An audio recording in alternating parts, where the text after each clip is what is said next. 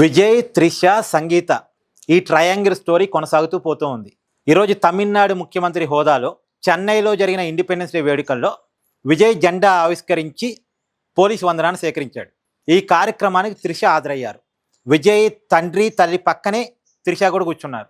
త్రిష రాగానే విజయ్ తండ్రి తల్లి ఆప్యాయంగా పలకరించారు. త్రిష కూడా వాళ్ళతో ఆప్యాయంగా మాట్లాడి వాళ్ళ పక్కనే కూర్చుంది. మీకు గతంలో కూడా విజయ్ సీఎంగా ప్రమాణ స్వీకారం చేసినప్పుడు కూడా త్రిష విజయ్ తండ్రి తల్లితో పాటే కూర్చుంది.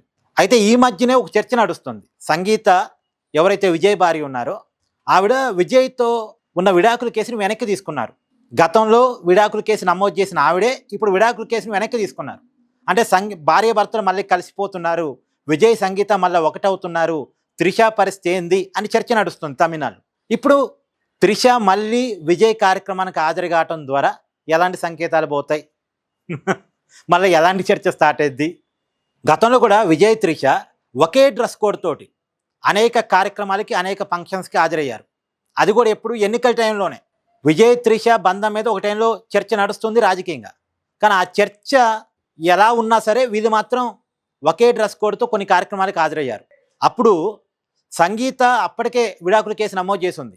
పైగా ఆమె ఆరోపణ చేసింది, ఒక నటితో నా భర్తకి వివాహేతర సంబంధం ఉంది, దానివల్ల నేను విడాకుల కేసు నమోదు చేస్తున్నానని కూడా చెప్పింది. అయినా సరే అంటే సంగీత ఆరోపణ చేసినా బయట రకరకాలుగా మాట్లాడుకున్నా విజయ్ త్రిష తగ్గకుండా ఒకే డ్రెస్ కోడ్తో కొన్ని కార్యక్రమాలకు హాజరయ్యారు. తర్వాత త్రిష విజయ్ ప్రమాణ స్వీకారానికి హాజరైంది. ఇప్పుడు ఇండిపెండెన్స్ డే కార్యక్రమానికి హాజరైంది. మరి వీళ్ళ స్టోరీలో ఇంకే రకమైన ట్విస్టులు ఉంటాయో చూడాలి. ఏది ఏమైనా ఇవన్నీ కూడా వాళ్ళ వ్యక్తిగత సంబంధాలు.